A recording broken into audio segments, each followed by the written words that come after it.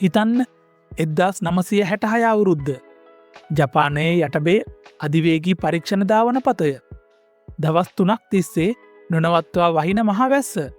ඒ මඩ සහ අඳුර මැදින් පැයට සැතපුම් 128ක වේගයෙන් එකම එක කාර් එකක් නොනවත්වා පැය 72ක ගමනක් යනවා වගේ ඇදිලා යනවා. ඒ කාර් එකේ ඇතුලේ හිටපු ජපන් ඉංජිනේරුවෝ ඒ වෙලාවේ සටන් කළේ තප්පර කටු එක්ක විතරක් නොවේ. මුළු ලෝකයම ජපානය ගැන හිතාගෙන හිටපු හැල්ලුවට එරෙහිවයි. ඒ වෙලාවේ හැමෝම ඇහුව එකම ප්‍රශ්නයයි. ටොයෝටා ඇත්තටම ටොයෝටා එකට පුළුවන්ද පෝෂ පරද්දන්න? අද අපි මේ කතා කරන්නේ ලෝකයේ මෝටර රථ ඉතිහාසය උඩු යටිකුරු කරපු ජපානයේ පළමු සුපර් එකේ උපත ගැනයි. මේ ටොයෝටා 2000 GT හි අසමසම කතාවයි.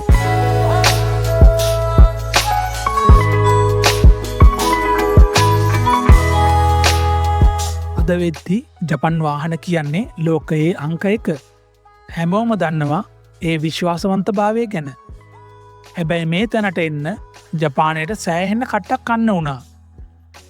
අද කාලේ හුන්ඩායි වගේ කම්පැනි දියුණුණු වේගය ගැන හැමෝම පුදුම වෙනවා. හැබැයි ටොයෝටා සමාගම 1960 ගණන් වල කරපු විප්ලවය වගේ එකක් ලෝක ඉතිහාසයේම වෙලා නැහැ. හරි, අපි යමු 1957ට. ටොයෝටා සමාගම තමන්ගේ පළවෙනි වාහනය ඇමරිකාවට යවනවා. ඒකේ නම ටොයෝපෙට් ක්‍රවුන්. නම ලස්සන වුණාට වැඩේ අන්තිමයි. මේ කාර් එක කොච්චර හිමින්ද ගියේ කියනවා නම් ඇමරිකාවේ හයිවේ එකක යන්න මේකට පණමදි වුණා. ලොස් ඇන්ජලිස් වල ඉඳන් නිව්යෝක් වලට යන්න හදපු ට්‍රිප් එක මේගොල්ලන්ට ලාස් වේගාස් වලදීම නතර කරන්න වුණා. ඇමරිකානුවෝ මේ කාර් එකට hina වුණා. ඒ වෙලාවේ ටොයෝටා එකට තේරුණා තමන්ගේ ඉංජිනේරු ශිල්පය ලෝක මට්ටමට ගේන්න නම් මොකක් හරි ලොකු දෙයක් කරන්නම වෙනවා කියලා. දෙවන ලෝක යුද්ධයෙන් පස්සේ ජපන් වාහනවලට තිබ්බේ කොපිකැට් කියන ලේබල් එක. හැබැයි මේ ලේබල් එක ගලවන්න උදව් කළේ අපූරු හවුල්කරුවෙක්. ඒ තමයි යමහා. යමහා කිව්වම අපිට මතක් වෙන්නේ පියානෝ සහ මෝටර්සයිකල්. හැබැයි ඒ අයට ඕන වුණා කාර් එකක් හදන්න. මුලින්ම යමහා ගියේ නිසාන් එකට.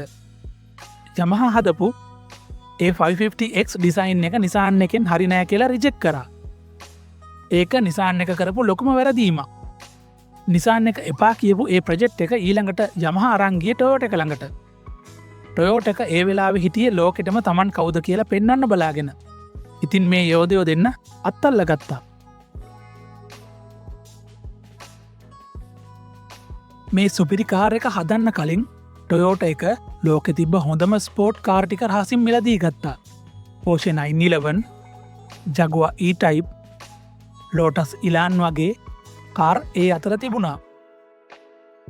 ජගුවර් එකේ ලස්සනට ඒ අය වහ වැටුණත් ඒකේ චැසිය හදන එක ඒගොල්ලන්ට සංකීර්ණ වැඩක් වුණා. අන්තිමේදී ඒ අය තෝරගත්තේ Lotus Elan එකේ බෑක්බෝන් චැසි එක. හැබැයි ජපන් ඉංජිනේරුවෝ ඒක නිකම්ම කොපි කළේ නෑ. ඒ අය ඒක තවත් දියුණු කළා. Lotus චැසි එකේ තිබුණේ මිලිමීටර් 1.2ක ඝනකම තහඩු. හැබැයි ටොයෝටා එක ඒක මිලිමීටර් 2.3ක් දක්වා වැඩි කරා. මේක හරියට නිකම්ම ලෝටස් එකේ ඩිසයින් එක අරන් ඒකට ජපන් ශක්තිය කැවුවා වගේ වැඩක්. ටොයෝටා 2000 GT එකේ ඇතුළත එහෙම නැත්නම් අපි ඉන්ටීරියර් එක ගැන කතා කරද්දි ඒක නිකම් ප්ලාස්ටික් ගොඩක් නෙමෙයි. ඒක හදලා තියෙන්නේ යමහා සමාගමේ පියානෝ හදන අංශයෙන්. පාවිච්චි කරලා තියෙන්නේ රෝස්වුඩ් කියන ඉතාම වටිනා ලීය. ඒ ලීය කපලා පොලිෂ් කරලා රේසින් දාලා හදපු ඩෑෂ්බෝඩ් එක අදටත් කෞතුක භාණ්ඩයක් වගේ වටිනවා. ඒ වගේම ස්ටීරින් වීල් එක සහ ගියර් නොබ් එක හදලා තියෙන්නේ මහෝගනේ ලීයෙන්. මහෝගනේ කිව්වම ලංකාවේ ඉතින් හැමෝම අපි දන්නවනේ මොන වගේ ලීයක්ද කියලා. මේ සුකෝපභෝගී නිමාව නිසාම තමයි ටොයෝටා 2000 GT එක නිසාන් Z එකට වඩා දෙගුණයක් විතර මිල වැඩි වුණේ. මේ කාර් එක ඇතුළට නගින එක නම් ටිකක් අමාරු වැඩක්. හැබැයි ඇතුළට නැග්ගට පස්සේ නම් දැනෙන්නේ රෝල්ස් රොයිස් එකක ඉන්නවා වගේ ඇඟීමක්. 1966 අවුරුද්දේ ටොයෝටා සමාගම තමන්ගේ හයිය පෙන්වන්න ජපානයේ යටබේ රේස් ට්‍රැක් එකට බැස්සා. මෙන්න මෙතනදි තමයි මේ ටොයෝටා 2000 GT කාර් එක ඉතිහාසගත වුණේ.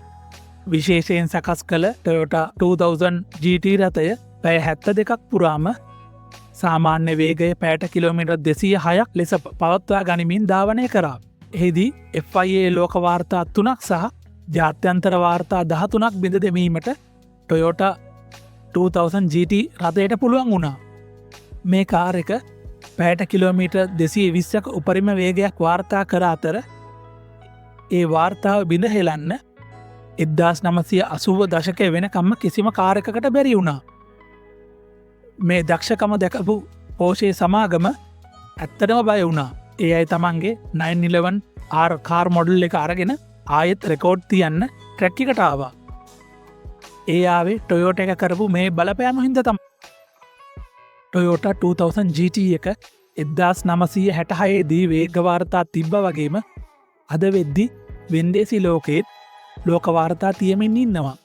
2022 මාර්තු මාසයේදී කැරොල් ෂෙල්බි වෙනුවෙන් නිපදවූ Toyota 2000 GT රථය ඇමරිකානු ඩොලර් මිලියන 2.5කට ඒ කියන්නේ රුපියල් කෝටි 75කට වඩා වැඩි මිලකට අලවි වුණා. මේක වෙන්දේසේකදී අලවි වූ මිල අධිකම ජපන් වාහනය ලෙස ඉතිහාසයට එක් වුණා. අවසාන වශයෙන් මේ කාර් එක කොච්චර ජනප්‍රිය වුණාද කියනවනම් ජේම්ස් බොන්ඩ්ගේ You Only Live Twice චිත්‍රපටියටත් තෝරගත්තා. Toyota 2000 GT කියන්නේ හුදෙක් කාර් එකක් විතරක් නෙමේ. ඒක ජපානයේ තිබ්බ ආත්මාභිමානය ලෙස ලෝකයටම පෙන්නපු අවස්ථාවක්. ඔය අද Lexus එකක් හෝ සුපිරි Toyota කාර් එකක් දකිද්දි මතක තියාගන්න ඒ හැම දෙයකටම පාර කැපුවේ 1960 ගණන් වල Porsche එක පවා හොල්ලපු මේ පුංචි Toyota 2000 GT එක කියලා.